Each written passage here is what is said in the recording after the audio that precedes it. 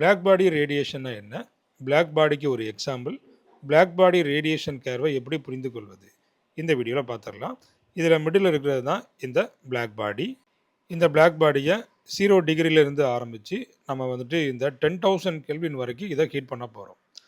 அப்போ அந்த பிளாக் பாடியை ஹீட் பண்ண அந்த பிளாக் பாடியில் இருந்துட்டு இந்த ரேடியேஷன் எமிட் ஆகிட்டே இருக்குது.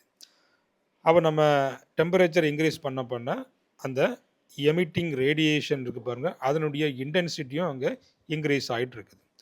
இனிஷியலாக இந்த எமிட் ஆகக்கூடிய அந்த ரேடியேஷன் இருக்குது பாருங்கள், அதனுடைய வேவ் லென்த்து ரொம்ப லாங்கராக இருக்கும்.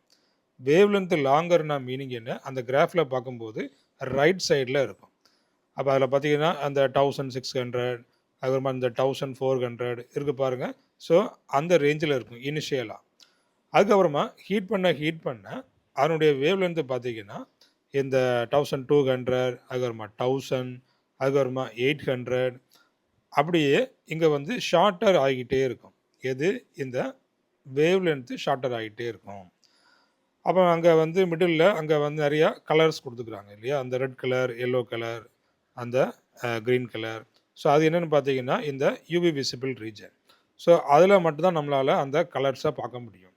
ஸோ அதுக்கு அப்புறம் உங்களுக்கு போயிட்டுனா அங்கே வந்துட்டு அந்த கலர்ஸ் தெரியாது. அதுக்கப்புறமா அந்த ஷார்ட்டர் வேவ் லென்த்தாக போய்கிட்டே இருக்குது. எப்போ நம்ம ஹீட்டிங் கொடுத்துட்டே இருக்கோம் இல்லையா? ஹீட்டிங் கொடுக்க அதனுடைய அந்த வேவ் லென்த்து ஷார்ட்டர் ஆகிட்டே இருக்குது. அப்படி ஷார்ட்டர் ஆகி அந்த ஷிஃப்டிங், அதாவது இங்கே லெஃப்ட் சைடு ஷிஃப்ட் ஆகிட்டே இருக்குது.